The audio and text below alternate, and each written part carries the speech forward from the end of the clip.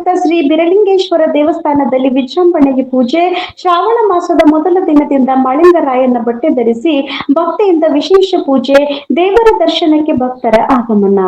ನಮಸ್ಕಾರ, ನಾನು ಮಾಧವಿ ಲಾಖೆ. ತಾವು ನೋಡುತ್ತಿರುವುದು ಎಂಟಿವಿ ನ್ಯೂಸ್ ಕನ್ನಡ. ಜವರ್ಗಿ ತಾಲೂಕಿನ ಸೊನ್ನ ಗ್ರಾಮದಲ್ಲಿರುವ ಶ್ರೀ ಬೀರಲಿಂಗೇಶ್ವರ ದೇವಸ್ಥಾನದಲ್ಲಿ ಶ್ರಾವಣ ಮಾಸದ ಪ್ರಯುಕ್ತ ಪ್ರತಿದಿನ ಬೆಳಗಿನ ಜಾವ ಮತ್ತು ರಾತ್ರಿ ವಿಶೇಷ ಪೂಜೆಗಳು ವಿಜೃಂಭಣೆಯಿಂದ ನಡೆಯುತ್ತಿವೆ. ಪ್ರತಿ ವರ್ಷದಂತೆ ಈ ಬಾರಿಯೂ ಶ್ರೀ ಮಾಳಿಂಗರಾಯನ ಬಟ್ಟೆ ಧರಿಸುವ ಭಕ್ತರು ಶ್ರಾವಣ ಮಾಸದ ಮೊದಲ ದಿನ ಶ್ರೀ ಕ್ಷೇತ್ರ ಹುಲಿಜಂತಿಗೆ ತೆರಳಿ ಮಾಳಿಂಗರಾಯನ ಬಟ್ಟೆ ಧರಿಸಿಕೊಂಡು ಗ್ರಾಮಕ್ಕೆ ಮರಳಿದ್ದಾರೆ.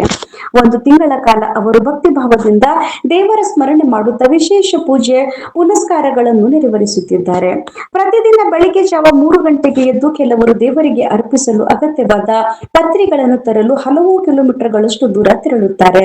ಬೆಳಿಗ್ಗೆ 4 ಗಂಟೆಗೆ ಶ್ರೀ ಬೀರಲಿಂಗೇಶ್ವರ ದೇವರಿಗೆ ವಿಶೇಷ ಅಲಂಕಾರ ಮಾಡಿ ಪೂಜೆ ಸಲ್ಲಿಸಲಾಗುತ್ತದೆ.